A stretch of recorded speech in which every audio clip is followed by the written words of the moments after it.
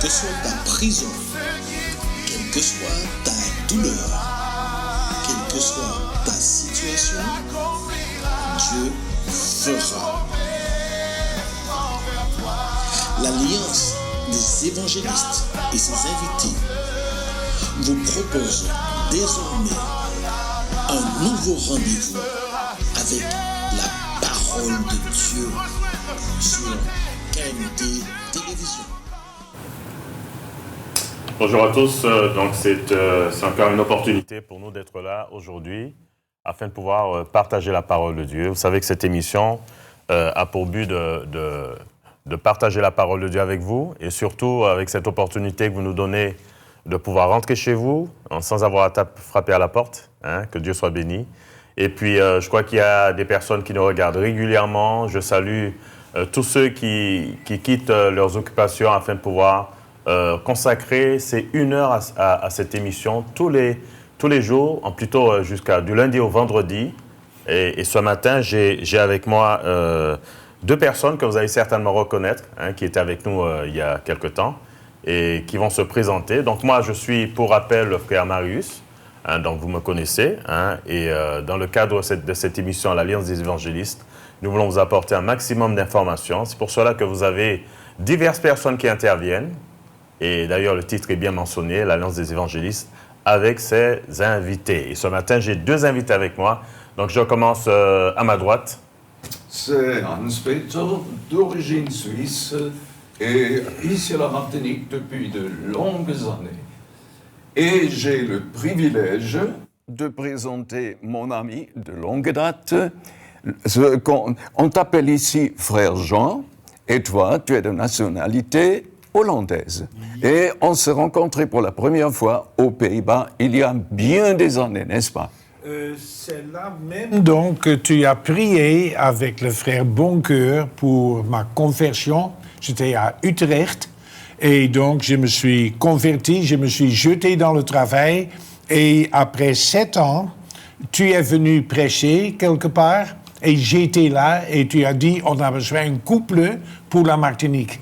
Et j'ai répondu et en janvier 72, je suis rentré à la Martinique, travaillé 10 ans ici, et là, Dieu m'a appelé pour Haïti, où je travaille jusqu'à maintenant. Seulement, tout le monde connaît maintenant que Haïti est terrible, donc ce sont les gangs qui prennent tout le pays. Nous, on ne peut pas rentrer déjà depuis 3-4 ans, parce que la menace de kidnapping, etc., était trop grande. Mais nous avons l'espoir de retourner. Mais entre-temps, je suis retourné à la Martinique depuis 2 ans, prêche dans les églises, et donc content d'être ici ce matin, aussi donc à la télévision pour la 2e fois. Amen. Alors, vous devez savoir, chers amis, que le frère Jean et moi, nous avons plusieurs choses en commun. Tout d'abord, nous aimons la musique. Nous jouons tous les 2 le saxo, et Jean, tu es un excellent saxophoniste, mais il y a encore un autre sujet que nous partageons, c'est-à-dire nous avons tous les 2 vécu une expérience traumatisante, en l'occurrence la perte de notre épouse. Et évidemment, donc, on voudrait peut-être savoir comment nous avons géré la perte de notre partenaire de vie. Alors j'ai lu quelque part ceci. Donc quelqu'un a dit qu'elle soit attendue ou qu'elle vienne soudainement, la mort est un scandale. Oui, elle atteint le plus profond de notre être et nous pousse à mettre en question le sens de la vie. Donc si on est juste pour mourir, alors pourquoi naître, n'est-ce pas? C'est la grande question. Alors, mon cher ami Jean, je voudrais te poser une question. Quand et dans quelles conditions as-tu perdu ta chère Janine? Est-ce que tu peux nous en dire un peu plus et l'impact que le décès de ton épouse a eu dans ta vie? Yeah. Je pense de toutes les façons donc que la mort arrive, mais on ne s'entend pas à ça, la plupart des temps. Et donc, ça, c'est arrivé pour moi aussi. Hans-Peter, tu sais qu'on a fait pas mal d'enterrements, les frères, sœurs, aussi à la Martinique, dans le temps, un petit enfant. Et donc, ce sont des choses absolument terribles. Pourtant, c'est un peu loin. Nous, on est invités pour faire l'enterrement. Et donc, ça fait part de notre travail, bien qu'on se sent avec la famille, etc. Mais il y a une grande différence quand cela arrive chez nous. Oui. Et donc, la mort donc, de Janine, ma femme, était totalement inattendue. Elle est tombée malade, c'est-à-dire qu'elle commençait à vomir. C'était quelque part en octobre, le 28 octobre, et donc le 2 décembre, elle était morte. Ouais. C'est-à-dire donc totalement inattendu. Je l'ai amené parce qu'en Haïti, il n'y avait pas beaucoup de possibilités. On disait que ce n'était pas trop grave. Je l'ai amené en République dominicaine où j'étais opéré déjà une fois moi-même. C'est un très bon hôpital. Et donc les docteurs ont dit non, mais on peut l'opérer. Et dans ce cas-là, ça va rentrer dans l'ordre. J'attendais pendant l'opération dans la chambre de Janine où elle était donc soignée, mais donc j'attendais les résultats. Et après 30 minutes, un docteur est retourné, celui que je connais, et il a dit donc il n'y a plus rien à faire parce que ses intestins sont comme du spaghetti qui est trop longtemps. C'était donc il n'y a aucun espoir. Ouais. J'ai pu l'amener en Hollande pour la famille. J'étais assuré, on a pu donc avoir un avion. Ambulance. Je n'ai rien dit. Elle était là, moi, c'était un petit avion avec un docteur et une infirmière d'ailleurs. Et je savais qu'elle allait mourir parce que... Et donc, elle a vécu exactement... Donc, du moment que j'avais encore l'espoir qu'après l'opération, elle sera bien et qu'elle était morte, était exactement une semaine. Ouais. Donc, et ça, c'était vraiment donc un choc naturellement donc terrible. Et le plus dur, c'est que tu commences à te réaliser tout d'un coup que tu es seul. Mm-hmm. Et donc, je suis rentré à la Martinique, en Haïti, ouais. Un travail, 150 enfants, 50 vieillards, des écoles avec des centaines d'enfants, églises, et tout d'un coup, donc, tu es là seul. Et donc, cela m'a touché profondément, mais je reviens sur ça, naturellement, un petit peu plus tard. Voilà, parce que justement, la question est comment gérons-nous la perte de notre épouse, n'est-ce pas? Yeah. Et je sais que pour toi, d'après tes propres dires, je me souviens, tu l'avais dit dans une de tes prédications, que pendant un bon moment, après le décès de Janine, tu étais dépressif. Alors, on voudrait bien connaître comment tu as géré la perte de ton épouse. Oui. J'oublie de dire que Janine avait seulement 51 ans quand elle est morte. Oui. Et donc ça, c'était encore quelque chose donc, qui très jeune encore. Oui. Mais elle était aussi, on avait un très bon mariage, mais elle était ma main droite. Oui. Parce qu'elle faisait la comptabilité. On gérait donc, après le tremblement de terre aussi, donc beaucoup d'argent, etc. Donc elle prenait soin du village et moi j'ai fait des choses dehors, évangélisation et tout ça. Donc elle avait seulement 51 ans. Oui. Et je pensais que moi je vais mourir d'abord et elle peut continuer le travail. Oui. Mais cela n'était donc pas le cas. Donc ça, dans ce cas-là, tu es là et en principe, donc, tu te sens totalement perdu. Donc quand je suis rentré, les gens étaient très gentils. Cela m'a aidé aussi, mais je dois te dire honnêtement, donc, la vie n'était plus la même chose. Non, donc c'était vraiment donc très dur, aussi pour continuer à travailler avec tout le travail de ce qu'on avait à faire. Oui. Et donc, c'est ça. Alors, donc, on va revenir un peu sur ce qui t'a aidé, ce qui m'a aidé aussi, puisque nous sommes dans le même cas, n'est-ce pas? Mais je voudrais juste dire quelque chose par rapport à la guérison divine, parce que tous les deux, nous croyons à la guérison divine. Nous avons prié pour des gens, nous avons vu des miracles, nous avons vécu des guérisons, n'est-ce pas? Mais maintenant, donc, tu perds ton épouse de cette façon-là. Comment est-ce que tu vois la guérison divine? Et puis d'ailleurs, est-ce que le décès de Janine t'a fait douter de la bonté de Dieu? Est-ce que tu continues à prier pour la guérison de gens quand ils sont malades et quand ils demandent la prière?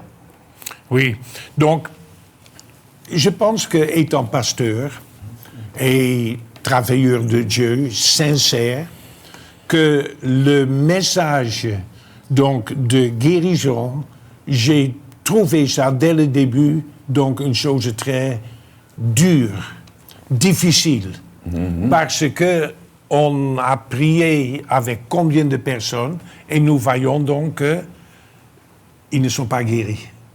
Et donc, pour nous aussi, étant pasteurs, et nous devons être honnêtes devant tous les gens, tous les chrétiens qui écoutent en ce moment-là, que nous aussi, nous avons parfois, et pas parfois, mais que nous sommes confrontés aussi avec des difficultés, etc., comme entre autres donc la guérison. Parce que pourquoi à 51 ans, tandis que ensemble on a bâti un travail énorme, donc pourquoi est-ce qu'elle devrait mourir à cet âge-là? Mais naturellement, je me suis aussi réalisé que nous pouvons mourir. En Haïti surtout, donc, j'ai vu des centaines de personnes qui sont mortes là, parce que là-bas, l'âge moyen était, je crois, dans le temps, 50 ans. Donc, c'est-à-dire, j'étais habitué avec la mort. Mais quand cela te touche, donc, et donc, croyant que Dieu peut guérir, donc ça, c'était naturellement la chose la plus dure.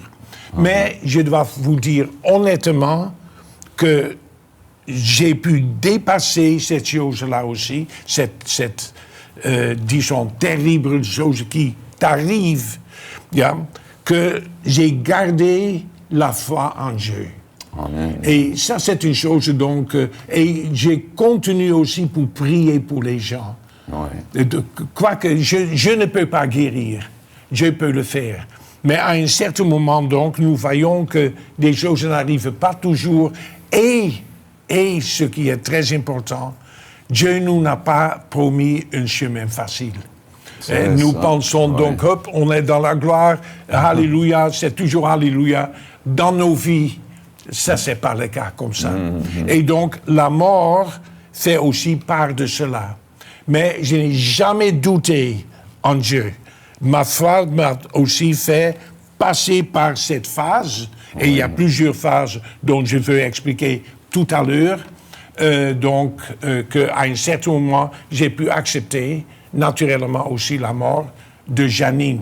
Comme j'ai vu mourir énormément de personnes, ça c'était après, mais prend aussi des tremblements de terre. 250 000, j'ai vu des centaines de personnes à côté des rues qui étaient morts, etc. Mais aussi auparavant. Et donc, j'étais habitué, mais je dois te dire quand même que la mort de Janine, et donc, d'un autre côté, est que si maintenant quelqu'un meurt dans mon... Je peux sentir aussi le deuil, de comment les gens, donc, ce qu'ils sentent. Si tu fais un enterrement pour quelqu'un que tu connais, mais maintenant, donc, tu sais comment on se sent, etc. Ça, c'était aussi une autre expérience pour moi. Alors, justement, puisque certainement les téléspectateurs voudraient bien savoir comment on gère un deuil, comment on gère une perte. La question que j'aimerais te poser, qu'est-ce qui t'a aidé le plus donc à surmonter la perte de ton épouse et gérer la tristesse, gérer le deuil? Quel élément a joué un rôle prépondérant dans ce processus? je dois dire donc exactement ce que tu dis, c'est un processus. C'est-à-dire, donc, il y a des phases dont on doit passer. C'est pas du jour à l'autre, OK, Janine, ma femme est morte, mais alléluia, on continue. Au contraire, je n'ai pas jamais douté, ça c'est sûr et certain, mais donc de ce que j'ai expérimenté a été quelque chose donc, qui a marqué ma vie. Yeah? Donc, par exemple, tu es dans un choc. Je suis là, dans l'hôpital, en train d'attendre Janine qui a été opérée est bon. Et donc, le docteur vient et dit, il n'y a plus rien à faire, elle va mourir. On ne peut rien faire pour elle. Je me vois encore là. D'abord, le choc, l'incrédulité, naturellement. Pas pourquoi, mais est-ce qu'on n'a rien pu faire? On a dit que parce qu'on l'avait examiné avec tout. Et donc, là, tu as la question, pourquoi? Parce que quand même, cette question, on a toujours. Donc, il faut dire, tu es seul, et même si les gens viennent et sont bons pour toi, etc., ils essaient de vous aider avec des mots, et même des gens spirituels qui utilisent parfois des mots qui te font plus mal que du bien. Si un pasteur vient et dit oui, mais sûrement, c'est dans le plan de Dieu. Bon, dans ce cas-là, ce sont des choses à ne pas dire. Et donc, je pense aussi que il faut mieux rien dire, mais être là. Oui. Être là, et donc on peut prier, mais d'être là, parce que c'est un processus dont chacun qui perd un enfant, sa femme, ou bien donc quelqu'un qu'il aime beaucoup, donc doit passer par ces différentes phases. Donc, d'abord le choc, incrédulité, pourquoi? Et donc, dans ce cas-là, tu commences à te sentir seul. Tu commences à réfléchir. Tu n'as plus envie de faire certaines choses, etc. Tout le travail là, je devrais continuer, mais en principe, j'avais qu'une seule. Et je devenais légèrement dépressif. C'est-à-dire donc, je devrais reprendre ma vie, mais ce n'était plus la même chose. La personne sur qui je pouvais compter à 100%, mais est tombée, elle n'est plus là, à côté de moi. Tu es seul au lit, tu manques de tout, tu le sais, tu as perdu ta femme aussi. Donc, mais quand même, à un certain moment, il y a une acceptation. À un certain moment, ça peut être après 1 mois, 2 mois, 3 mois, 4 mois, mais donc, tu commences à accepter qu'elle ne va pas retourner. Ouais. Et ça, c'est, je pense, un premier pas. Tu veux parler tout à l'heure sur crier, on revient sur ça. Mais donc, acceptation, c'est quand même un premier pas à accepter et reprendre certaines activités aussi. Donc, j'avais responsabilité. J'avais 150 enfants. J'avais des vieillards, j'avais seulement 120 personnes qui travaillaient pour la fondation. Donc, on devrait continuer quand même, malgré tout. Et donc, ça, c'est quelque chose. Et une autre chose, c'est, donc, maintenant, acceptation, mais vraiment, donc, dire, OK, je dois continuer avec ma vie, Janine ne va pas retourner, donc tu acceptes qu'elle est morte et donc que tu dois vivre sans elle. Voilà. Et ça, c'est donc... Mais après aussi, donc, l'espoir et le rétablissement va quand même naître en toi. Cela peut durer 6 mois, 7 mois, parfois 1 année, mais donc l'espoir et donc aussi le sens de vivre et un certain plaisir donc dans ton travail va commencer. Et à ce moment-là, tu es sur la bonne route de rétablissement. Mais ça prend du temps. Oui. Ça dépend qui tu es. Mais donc, de toutes les façons, c'est toute une phase après une autre. Mais tout le monde passe par cela. Mais tu es sur le bon chemin quand tu donc prends l'espoir et dis, OK, je dois continuer avec ma vie. Et tout à l'heure, je vais vous dire que quand même, à la fin, que je suis toujours heureux. Mais je vais expliquer que Dieu peut faire des choses. J'ai une question, et ça c'est une question. Est-ce que tu as pleuré après la perte de Janine? On pense toujours qu'un homme ne doit pas pleurer parce que l'homme est l'homme. Exactement. Et donc, je peux te dire que... on pense que pleurer, c'est un signe de faiblesse. Oui. C'est un signe d'être humain. Voilà. Et donc, pendant la journée, parfois, j'étais trop occupé, mais je dois te dire, la nuit, le soir, quand j'étais seul dans ma maison, j'ai pleuré. Ouais. Et si je l'en pense, je peux toujours. Ouais. Parce que je n'oublie pas.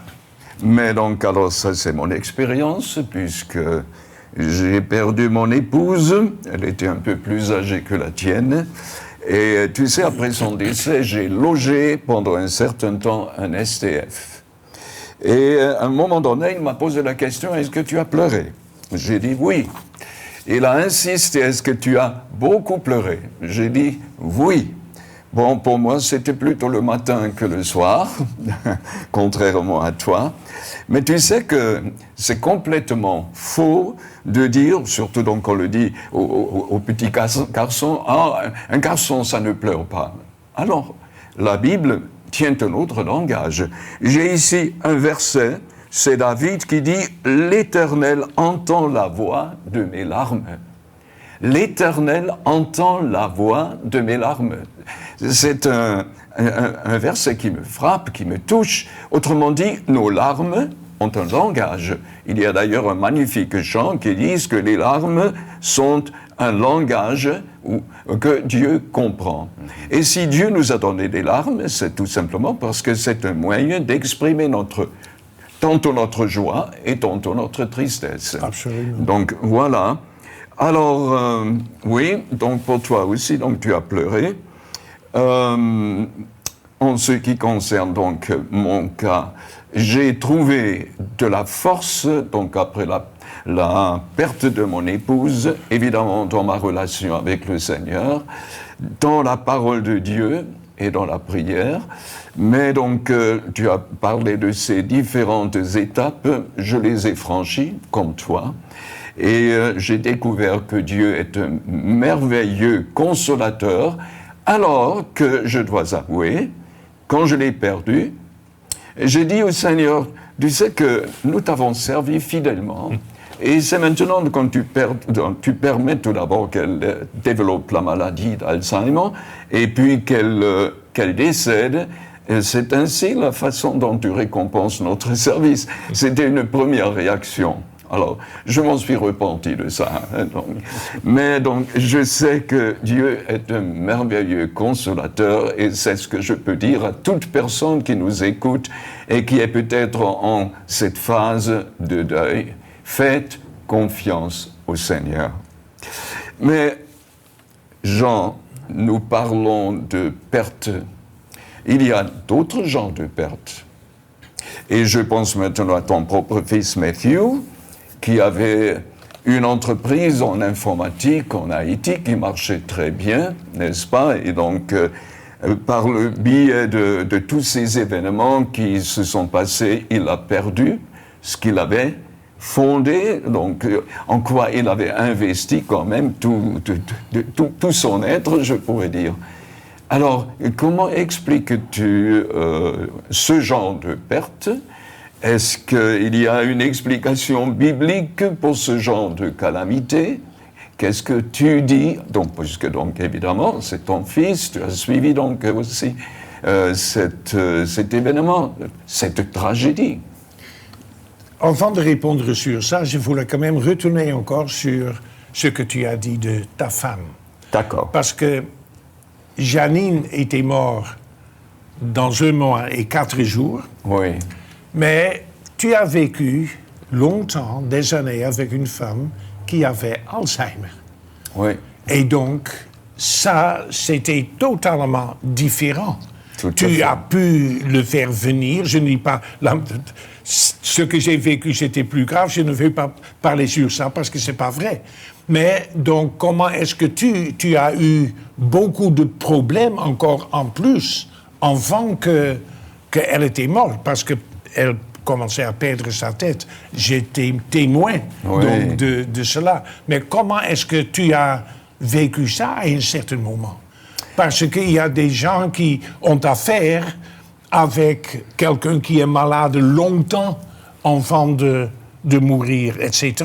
Mais spécialement dans ton cas, et ça, je suis content de te poser une question. Donc, comment est-ce que tu as vécu? Parce que j'étais là, on devrait mettre les clés de la voiture à côté, cachées, parce qu'elle ne savait plus ce qu'elle faisait. Dis quelque chose pour les gens qui sont dans cette situation aussi, de comment tu as vécu ça. Alors, effectivement, donc ça, c'était une période très difficile, parce qu'elle fuguait. Nous vivions dans un, donc comment il faudrait dire cela, donc rez-de-chaussée, hein. Donc, elle pouvait facilement ouvrir les fenêtres. Donc, je reçois un coup de fil de la police du Marigot. Est-ce que vous voulez récupérer votre femme? La gendarmerie de Sainte-Marie qui m'appelle. Dépêchez-vous, reprenez votre épouse. Je reçois un appel de la police de Fort-de-France. Elle a trouvé un moyen pour... Donc, c'était une période très difficile, effectivement. Ça a duré combien de temps? Ça a duré plusieurs années. Alors, la bonne nouvelle, c'est qu'elle m'a toujours reconnu. Et elle aimait voyager en voiture. Elle me disait, tu conduis bien. Donc, voilà. Mais de toute façon, c'était vraiment une période d'épreuve. Aussi pour la guérison, parce que tu m'as demandé. Oui. Mais pour toi, ça, moi, j'étais... Dans un mois, je n'avais plus de femme. Voilà. Mais tu as vécu avec une femme qui commence à se perdre, etc. Oui. Ben, cela t'a touché donc aussi énormément, parce qu'on parlait guérison aussi. Tout à fait. Tu as prié des années. Oui. Voilà. Donc, finalement, ton refuge, c'est Dieu. Vraiment cette communion avec Dieu et recevoir chaque jour de nouveau la force nécessaire, la sagesse, comment gérer la situation. Et donc, je me suis posé la question, faut-il tout simplement arrêter tout et me consacrer 100% à mon épouse? Alors, j'en avais parlé avec notre bon ami Kees, donc que tu avais mentionné tout au début, et lui, il a cité un serviteur de Dieu, dont l'épouse commençait également donc à perdre la tête, et ce serviteur de Dieu a dit, j'ai aussi reçu un appel de la part du Seigneur, je veux aussi honorer mon appel. C'est-à-dire donc, j'ai pris du temps pour mon épouse, mais je sentais que je devais quand même aussi continuer mon ministère. Alors, je me souviens d'une femme médecin chrétienne qui m'a dit, prends le temps pour ton épouse afin que tu n'aies pas besoin de regretter, une fois qu'elle sera partie, de ne lui pas avoir accordé le temps nécessaire. Je pense que je lui ai consacré du temps et donc évidemment, donc après son départ, vraiment sa présence me manquait énormément malgré ce mal appelé Alzheimer. Oui. Oui, ça c'est donc, mais tu vois donc comment les choses peuvent être différentes.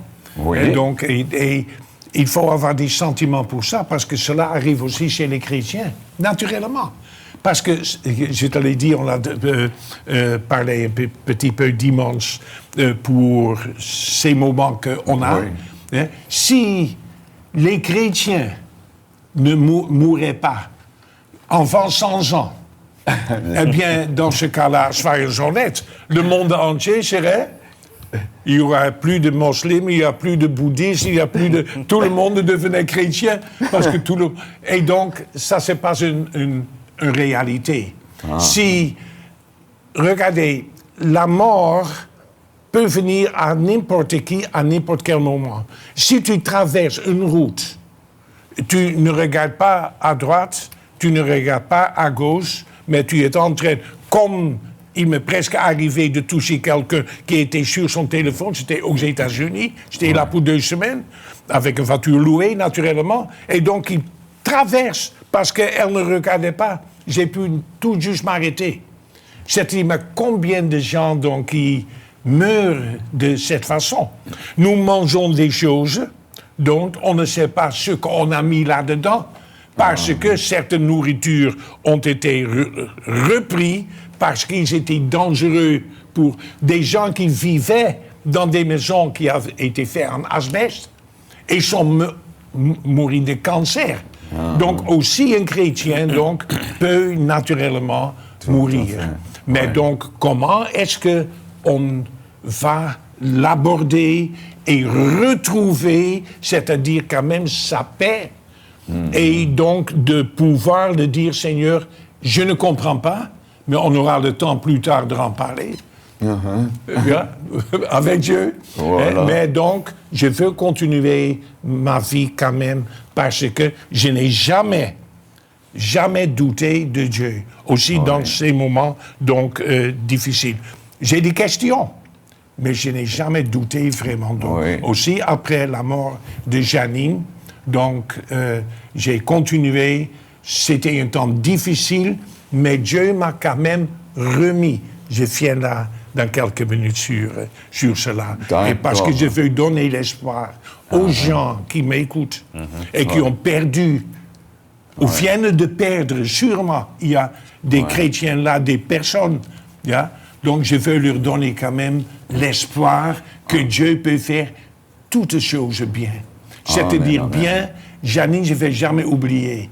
Mais quand même, Dieu fait des miracles, quand même, dans nos vies. Aussi sur le plan sentimental. Alors, donc, ce que tu viens de dire là, ça me fait penser à une déclaration du Dr. Stanley Jones, qui était un missionnaire méthodiste, et il a dit ceci, et c'est une phrase qui m'est restée et que j'ai utilisée déjà des dizaines et des dizaines de fois. Il disait ceci: nos épreuves nous rendent soit bitter, soit better.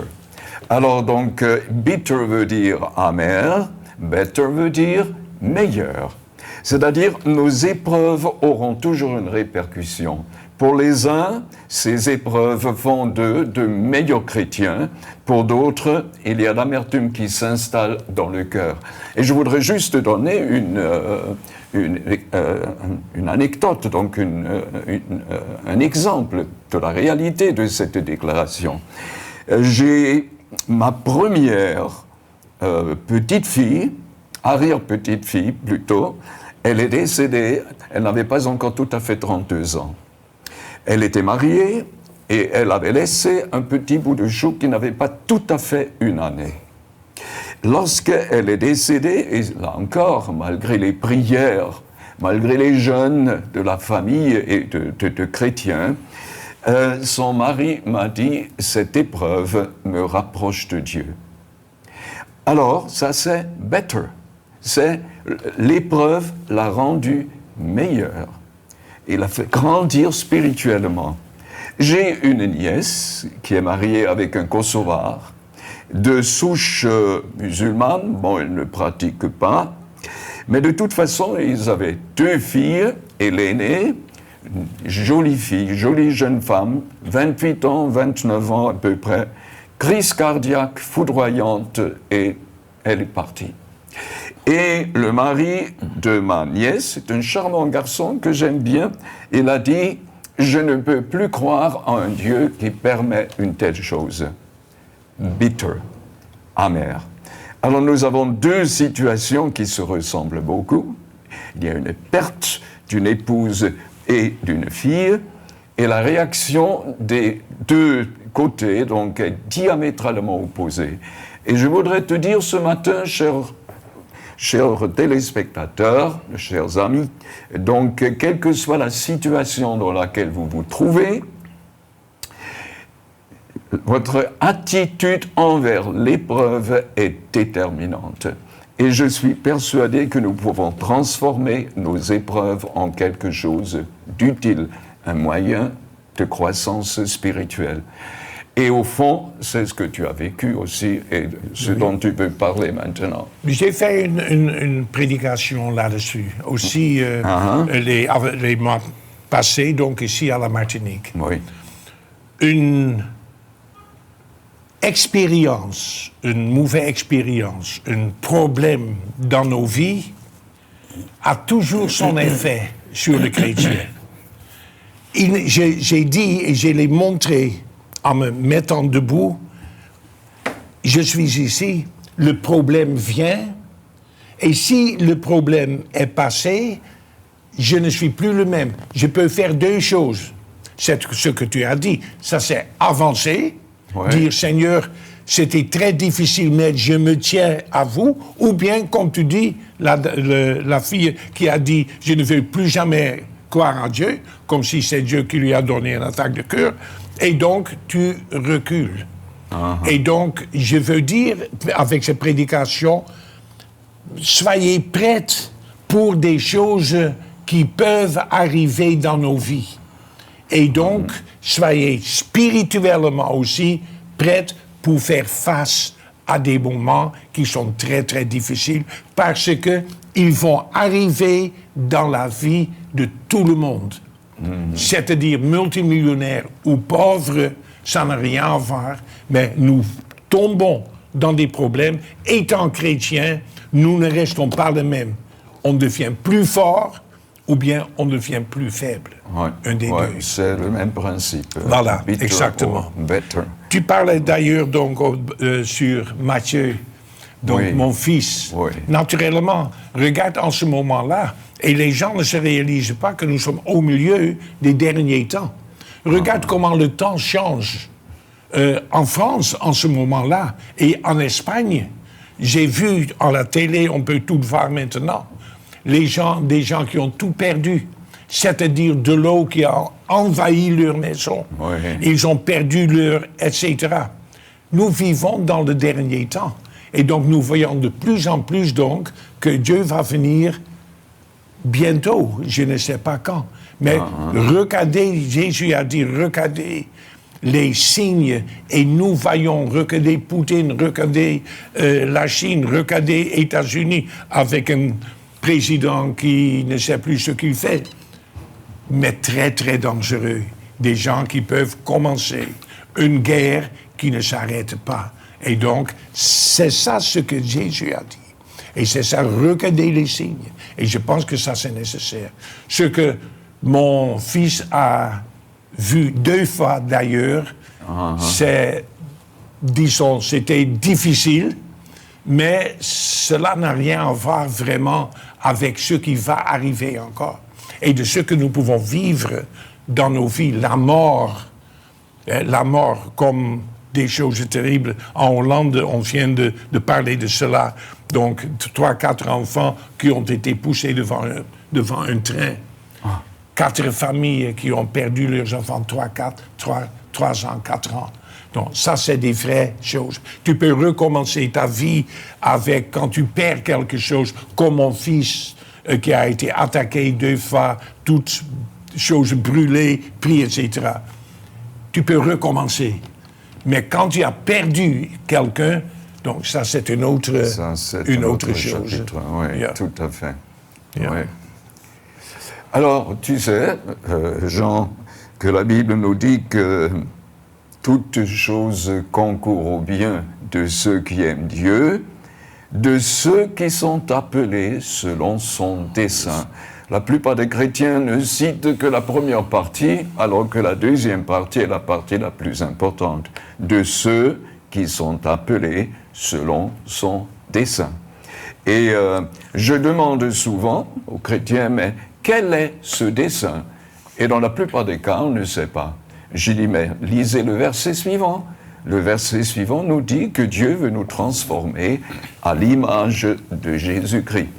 Autrement dit, oui, Dieu peut se servir de nos différentes situations aussi difficile qu'elle soit, pour en faire quelque chose de positif. Alors déjà, pour nous transformer davantage à la ressemblance de Jésus, mais il peut aussi, donc, dans nos différentes situations, il peut les utiliser comme un tremplin pour accomplir quelque chose dans notre vie. Alors, je voudrais d'ailleurs dire que je n'utilise pas Romains 8, le verset 28, à tout bout de champ. Tu sais qu'il y a des chrétiens qui n'ont que Romains 8, le verset 28 sur leurs lèvres, mais donc je suis quand même prudent. Mais Jean, tout à l'heure tu as fait allusion à cet événement, et maintenant tu vas donc nous en parler davantage. Après la perte de Janine, ta vie a continué. Ce n'était pas la fin, et même ta vie sentimentale a ressurgi. Alors, raconte-nous un peu comment tu as trouvé celle qui est maintenant ton épouse. Oui. Premièrement, je dois donc dire que, après la mort de Janine, que j'ai pu aider pas mal de personnes qui sont mortes, des familles. Auparavant, tu utilises la Bible, etc. Mais maintenant, je pouvais... Job Bott, tu as dû le connaître, un ancien dans l'Église, il avait aussi un cancer, etc. J'ai pu parler avec lui, j'ai prié avec lui. Le docteur était là pour le contrôler. Et donc, elle était touchée par la façon que nous avons pu parler. Ce que j'ai appris avec la mort de Janine, c'est que j'étais plus utile pour les gens qui étaient dans des difficultés. Tu sais, tu peux être en Dieu, et tout va bien, etc. Tu n'as jamais de problème, assez de l'argent et tout ça. Mais quand tu passes dans une telle situation, dans ce cas-là, donc, tu peux être, ça c'est ce que tu dis tout à l'heure là, dans ce cas-là, tu peux être plus utile. Je peux dire que mon expérience était que quand j'ai rencontré des gens qui perdaient, etc., que je pouvais m'imaginer et les aider beaucoup mieux qu'auparavant. Ouais. Donc, ça, c'est une chose pareille.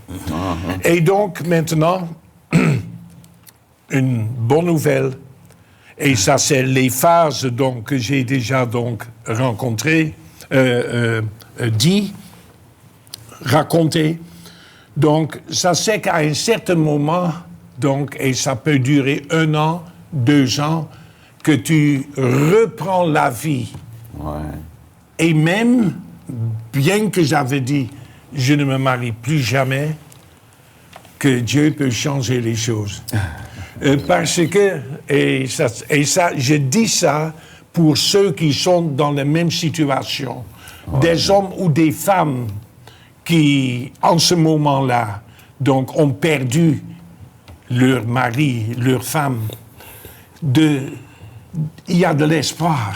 Ouais, et donc, souvent, on ne veut plus se marier, remarier, mais Dieu donne une ouverture pour redevenir quand même heureux. On n'a pas besoin de rester dans le deuil jusqu'à la fin de sa vie, mais la vie reprend. Nous voyons ça dans la Bible. Le monsieur qui a perdu toute sa famille, et donc Job, et donc qui était dans le deuil, etc., perdu toute sa famille. Cette histoire m'a toujours touché, parce que la Bible dit là, donc à la fin, Dieu lui a rétabli, l'a donné une autre femme, et lui donner donc plus d'enfants encore qu'auparavant. C'est-à-dire sa vie a repris, mais je ne pense pas qu'il a pu oublier les enfants et sa femme, etc., qui étaient là. Je ne peux pas oublier Janine, mais je ne vis plus avec elle. J'ai toujours, et je le vois, mais Dieu, à un certain moment, peut virer notre vie. Et c'est ce qu'il a fait. Et encore, dans une église, j'étais invité, j'étais en Haïti, où je travaille 42 ans. Donc, et là, il y avait un petit groupe. Et donc, une des femmes avait une foi tellement formidable qu'elle m'a touché. C'était à peu près 1 an et demi après la mort de Janine. Et je l'ai invitée, parce que j'avais un concert dans notre place pour Noël, de venir chanter. Et donc, elle est venue. Et là, elle était secrétaire d'une école biblique.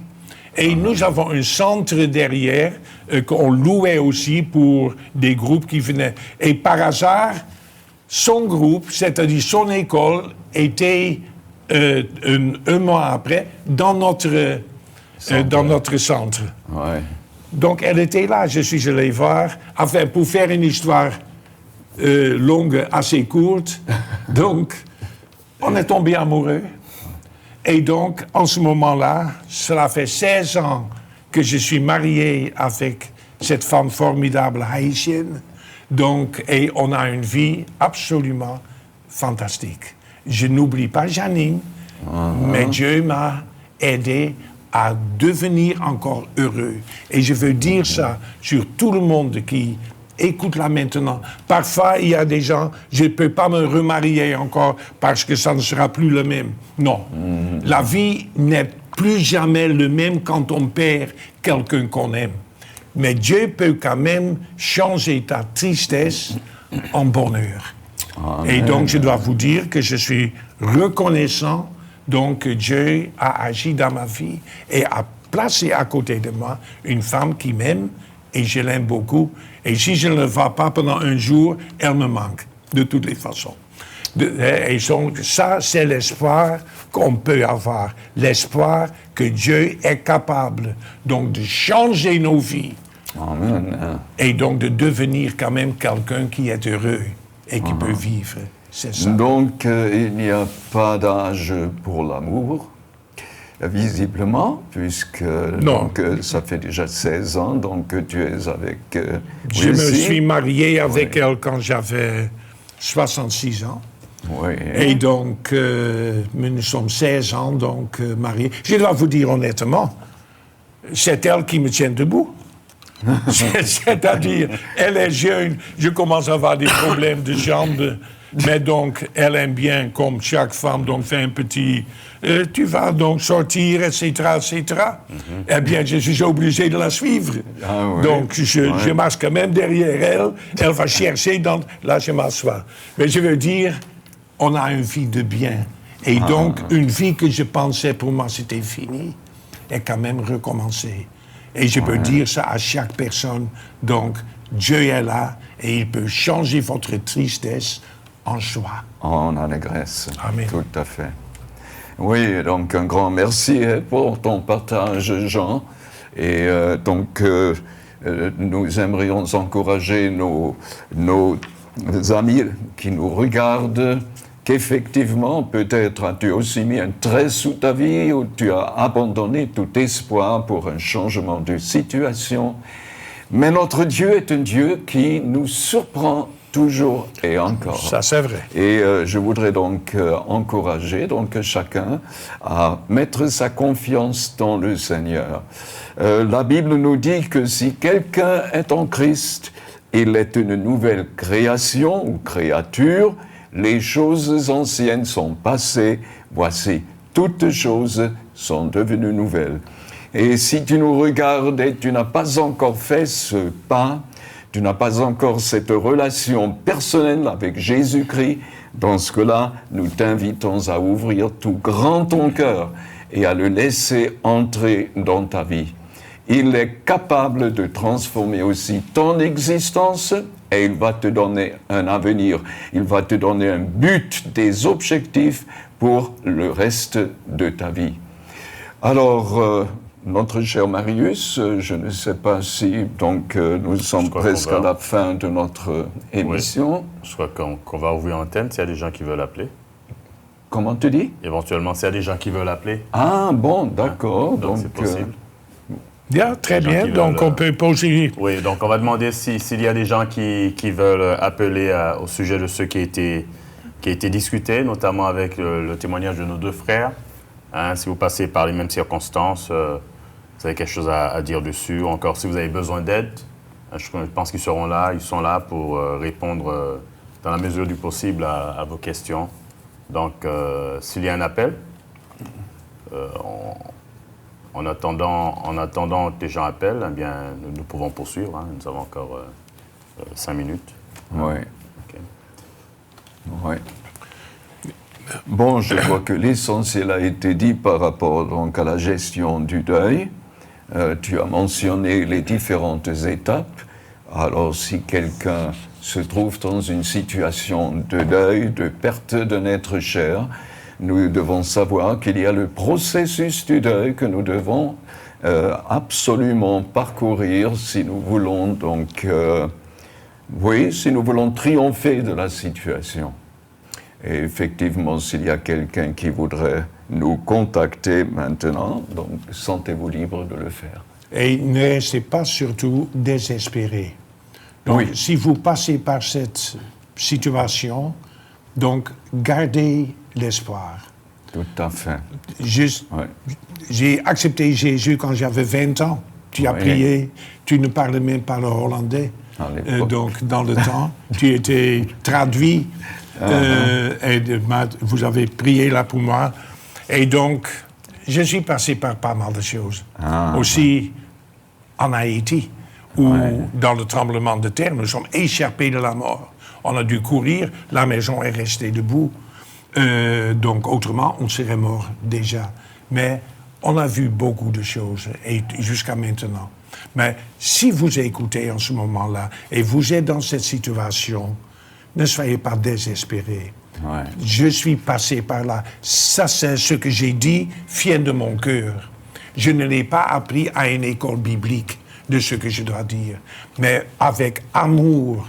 Et pour ceux, et j'en suis sûr, qu'il y a des personnes en ce moment-là, des chrétiens ou d'autres personnes. Donc, gardez l'espoir. Parce que vous pouvez passer par un temps difficile, vous allez passer dans un temps difficile si vous perdez quelqu'un que vous aimez, mais Dieu change tout. Et à la fin, vous ne restez pas jusqu'à la mort dans cet état. Et Dieu a besoin de vous. Et ça, c'est donc quelque chose donc, qui est très, très important. Je suis reconnaissant que j'ai pu dire cela parce que c'est mon expérience. Je crois que nous avons un appel. Allô? Oui, allô? Oui, bonjour. Bonjour, oui. Oui, vous appelez comment? Vous nous appelez d'où? Moi, j'appelle de la métropole, de l'Hexagone, oui. Parfait, de l'Hexagone. Oui. Donc, vous appelez comment? Moi, mon prénom, c'est Germain. Germain, d'accord, parfait. Oui, donc on vous écoute, Germain. Oui. Ben, j'ai perdu mon épouse il y a quelques mois.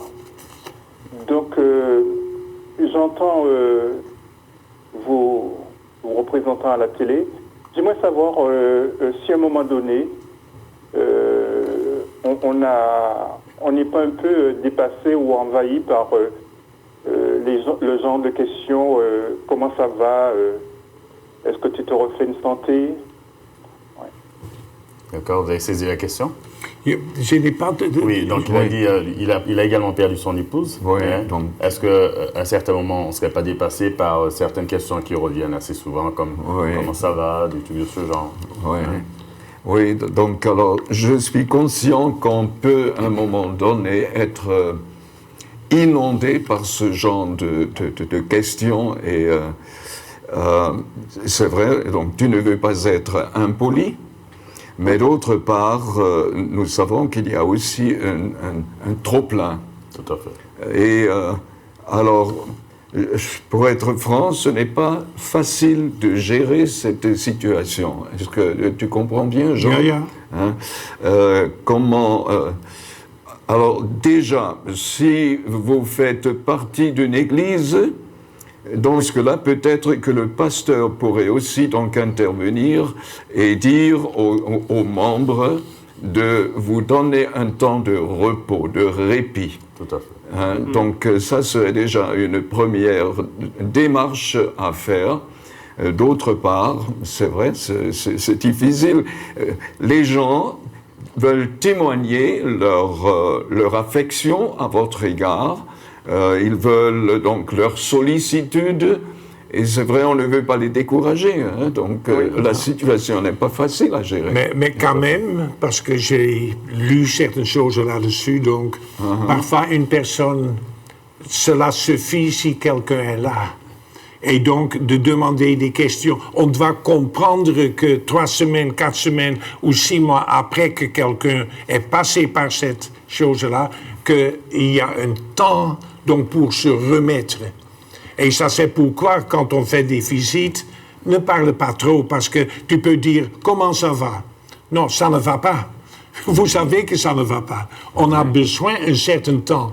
Donc aussi, les frères et sœurs, ou familles, ou quoi que ce soit, doivent comprendre, donc, que quelqu'un a besoin aussi, comme tu as dit, du repos. Voilà. Et donc, et c'est tout à fait normal que quelqu'un, donc, doit d'abord revenir en Dieu, donc de se donner une place à ceux qui arrivent,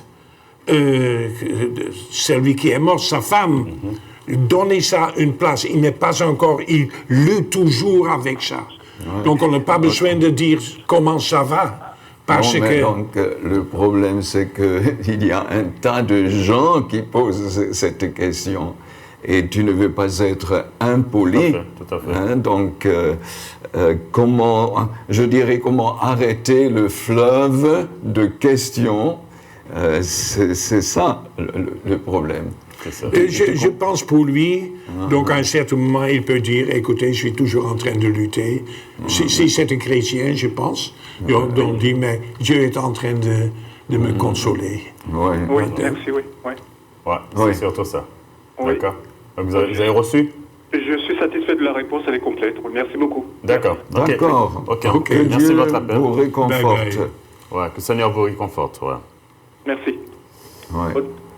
Ok, je crois que nous sommes juste à la fin. Ouais. S'il y a, je ne sais pas s'il y a, c'est un autre appel. Jean-Michel, non? Il n'y a plus personne? S'il n'y a plus personne, nous allons terminer. Oui. Ouais. Une dernière parole? Nous allons terminer. Non, seulement donc, j'ai trouvé vraiment, je vous remercie parce que tu nous as invités, que nous avons pu parler sur un sujet qui touche tout le monde, C'est important. mais qu'on essaie de tenir loin d'eux. Et j'espère que nos expériences étant pasteurs et missionnaires, que nous passons aussi par ces moments et que nous avons les mêmes sentiments que tout le monde sent. Nous ne sommes pas différents, nous sommes des êtres humains aussi. Tout à fait. Amen. Donc, chers amis, vous avez pu entendre le témoignage de 2 personnes, 2 anciens, 2 personnes également dans le ministère qui ont vécu, sont passés par le même chemin, avec une petite nuance cependant, concernant le pasteur Boli et notre frère Jean. Donc, nous savons que Dieu est celui qui console. Donc, ils ont tous un point commun, c'est qu'ils connaissent le Seigneur qui a été présent.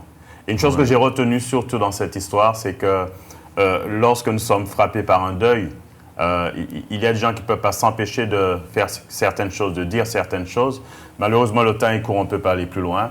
Mais je crois qu'il est important de retenir que les personnes qui passent par un deuil ont surtout besoin à un certain moment de repos. De repos, de répit, parce que les gens sont frappés de plein fouet. Ils ont besoin de retomber sur leurs pattes, comme on dit généralement. Et c'est pour cela que je pense que le plus grand service que nous pourrons leur rendre, ce serait soit de les visiter, ne rien dire, comme disait mon frère Jean, simplement la présence. Présence, ça suffit. La présence.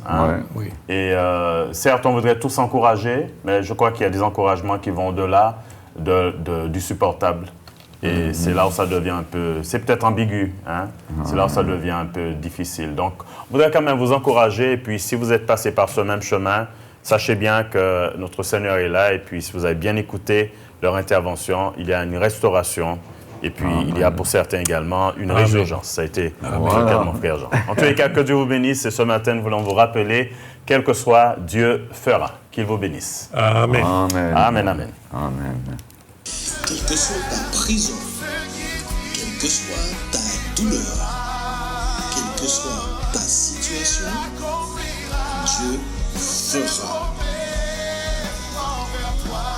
L'Alliance des évangélistes et ses invités vous propose désormais un nouveau rendez-vous avec la parole de Dieu sur KMT Télévision.